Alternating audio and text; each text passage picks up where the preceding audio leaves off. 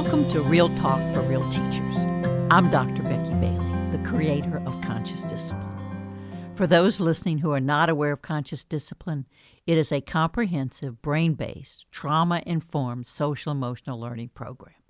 Uniquely, it integrates social-emotional learning, discipline, and school culture into one holistic approach. Its worldwide success, I believe, is based on the fact that we address the needs of the adult first and the children second. Today we're talking about the differences between consequences and punishments, specifically as it relates to high school. I know we've talked about this before and we'll probably continue to talk about it, but this is in regard to high school students. Now, sadly, we use these two words interchangeably and certainly have confused them in practice. So I looked them up. Consequence comes from Latin and modern French word meaning that which follows from or grows out of an act. So it's almost like the effect of something. It also has another meaning, which is something of significance, of importance that happened after an event. Whether you're eating vegetables or eating ice cream, something significantly important happened.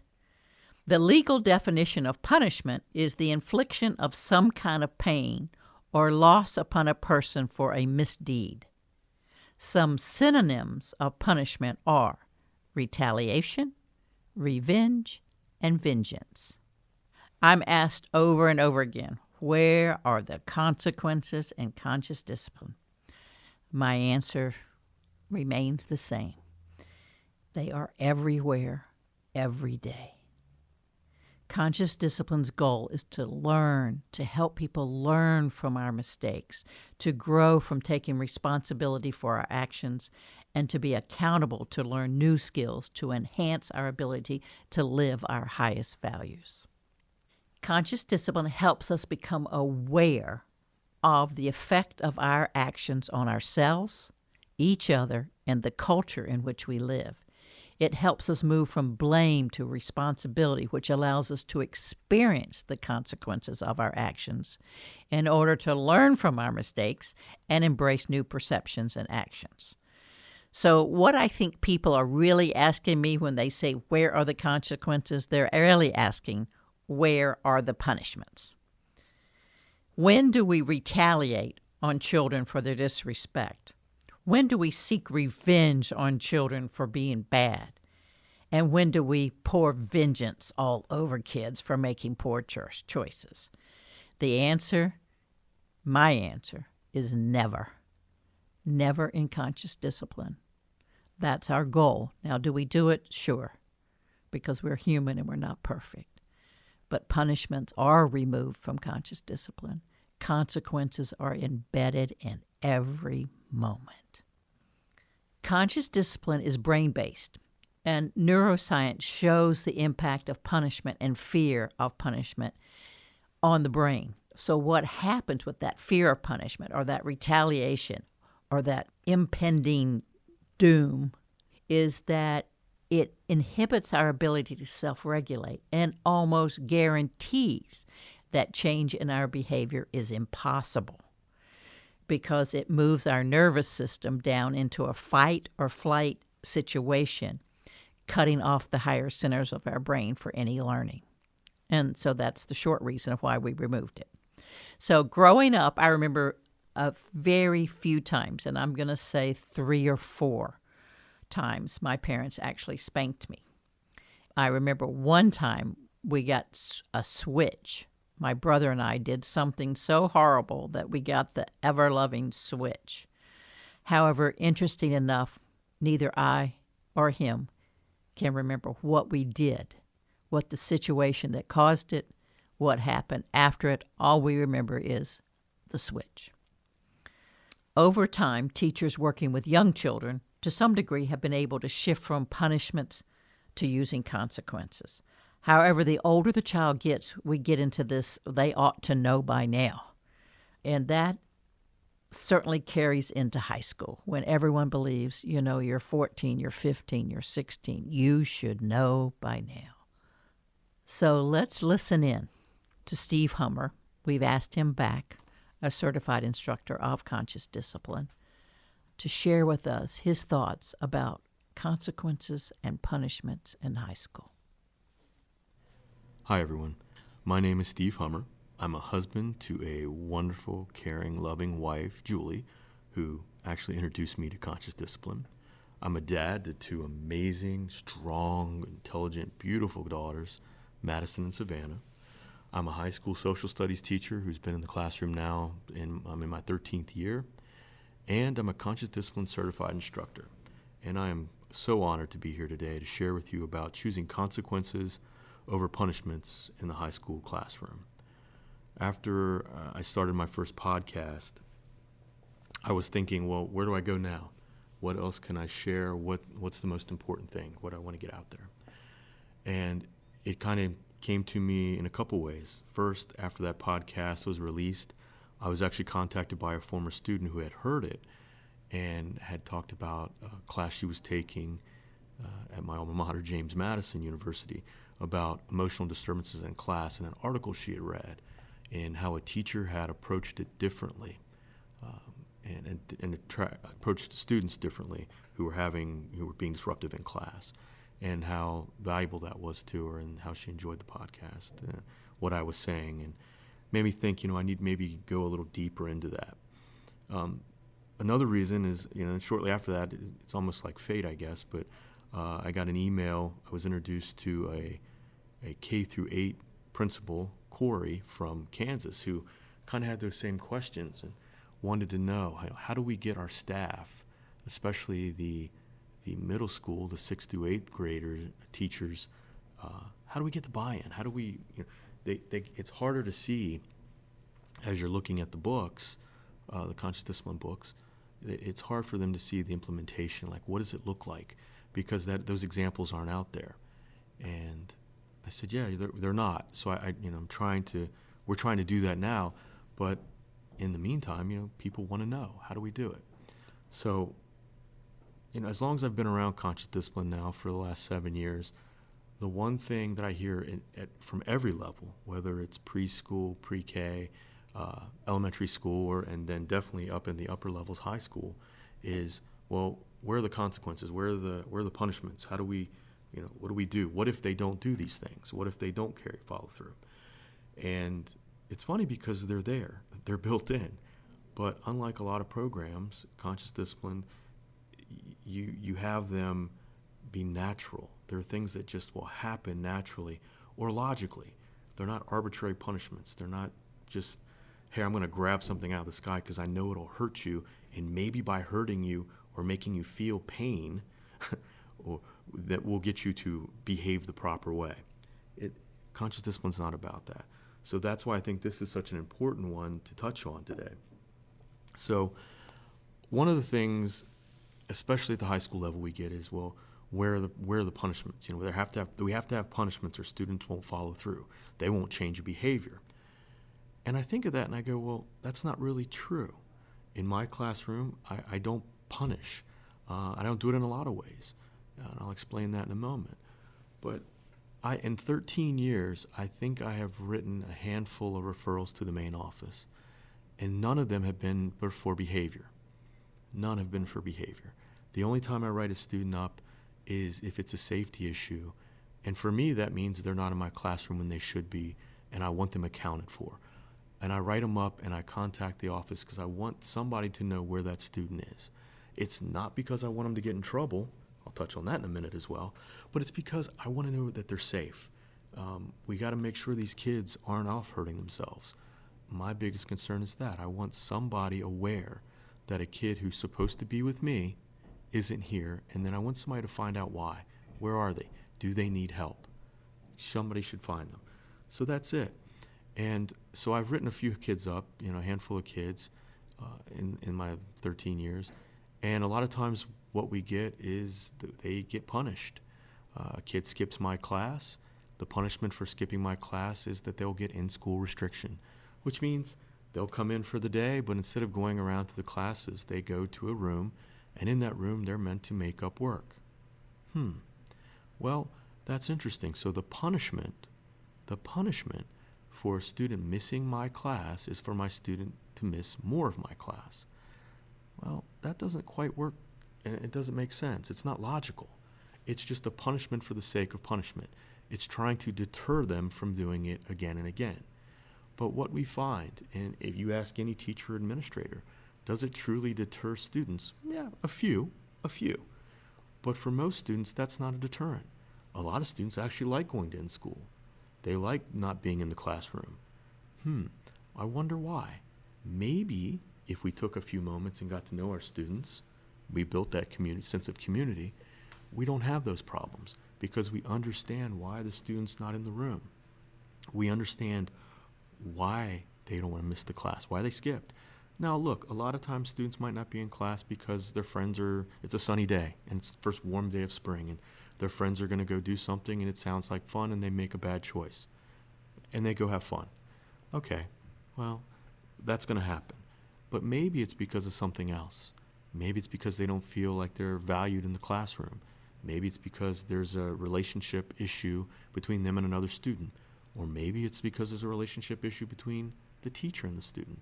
But for some reason, that student didn't want to be in the room, so they chose to not be here. Okay, so there should be a consequence to that.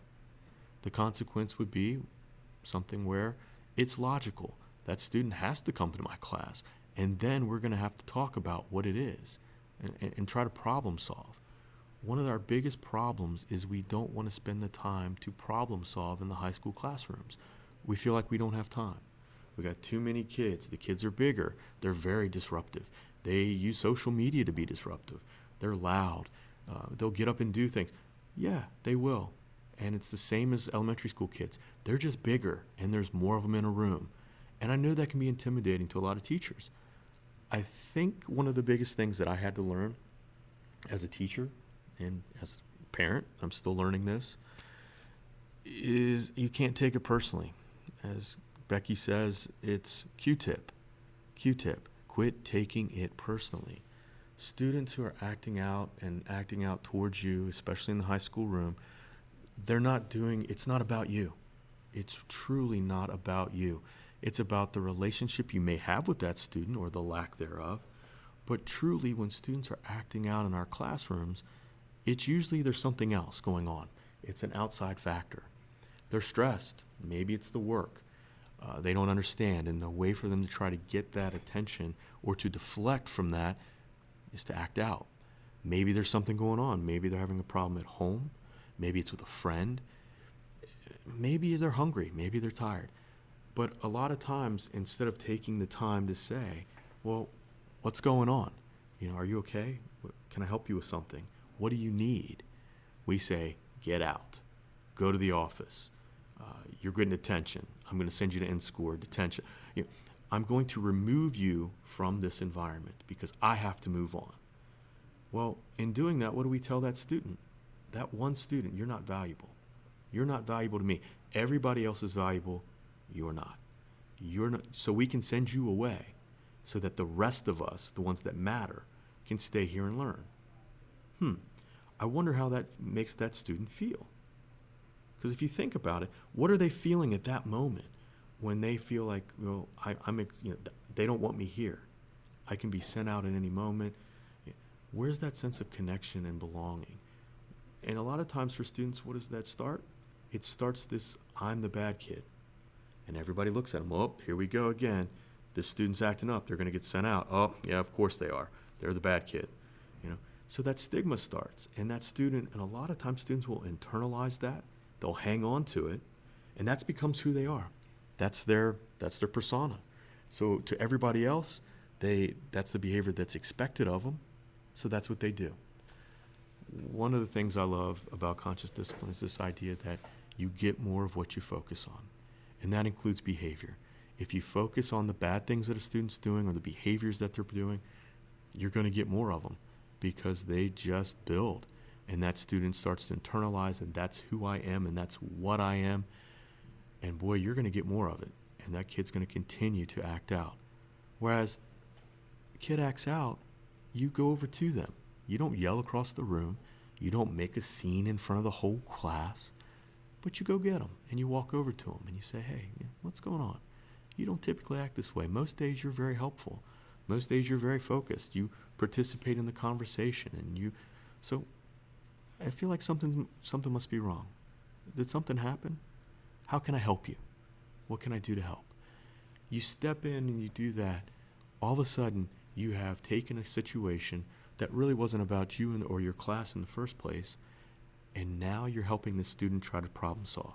You're helping them find a solution so that the behavior is fixed. The behavior, that thing that you don't want, has been stopped, and now you're helping them learn how to get around that next time, how to cope with whatever that is, or know that they have the ability to speak to you and work it out and find a solution, and they're in a place where they're safe, and there's not punishment, but there's somebody there who's willing to work with them to come up with a solution.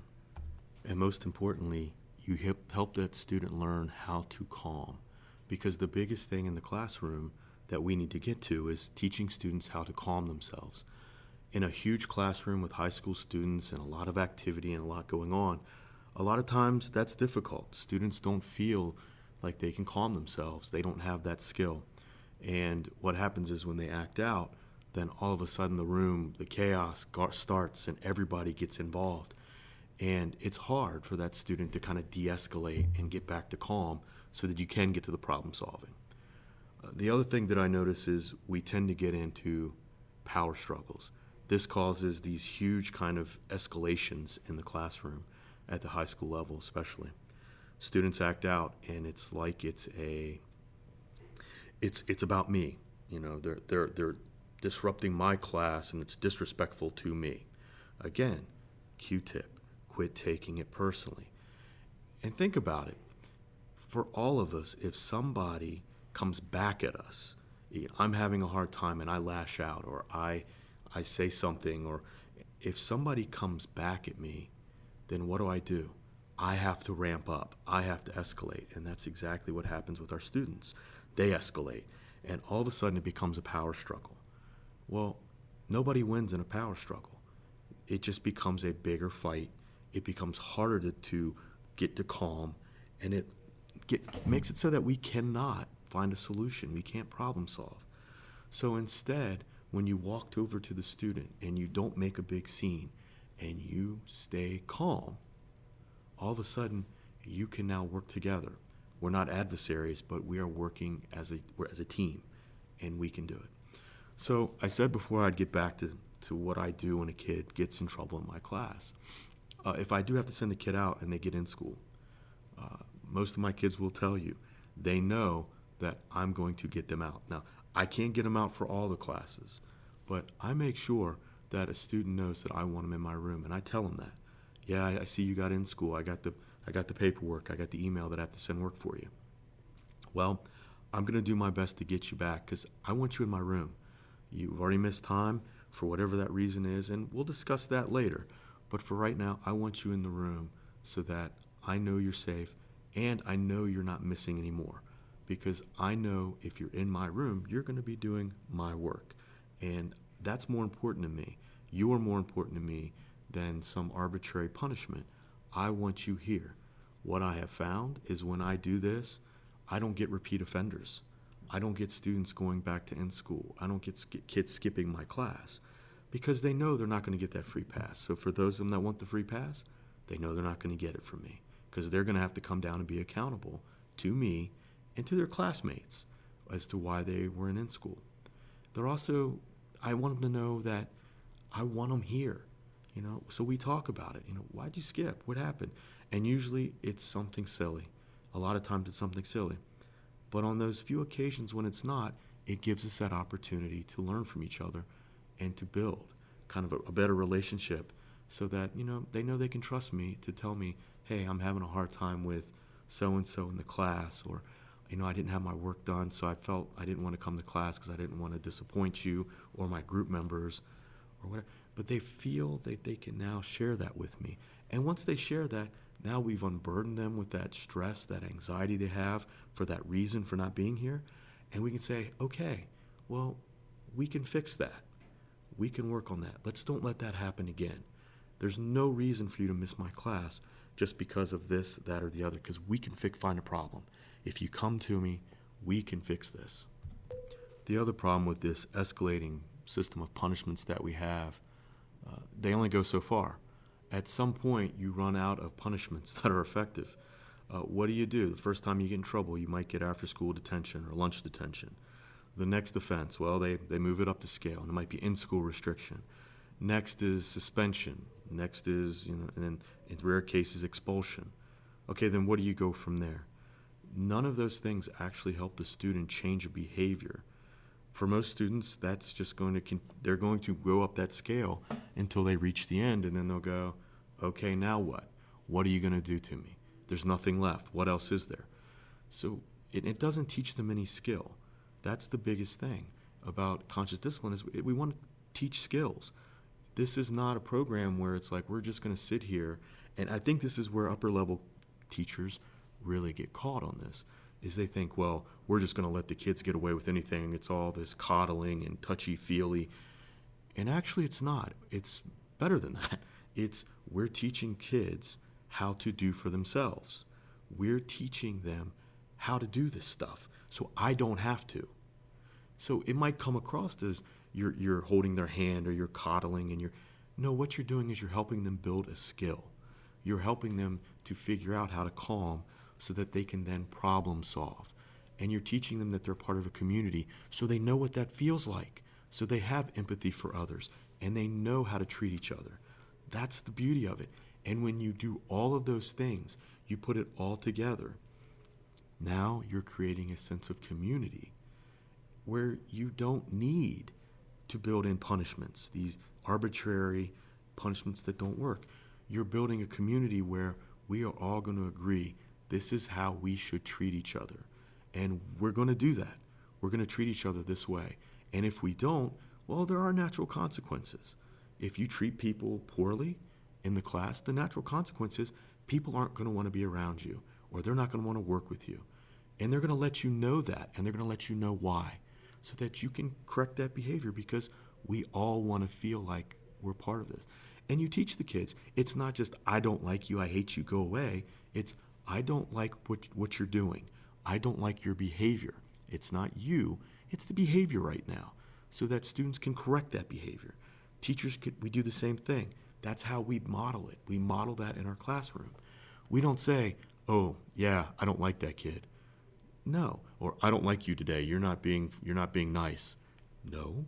We say, that behavior, that what you're doing, the way you talk to that other student, that wasn't very helpful. That was hurtful.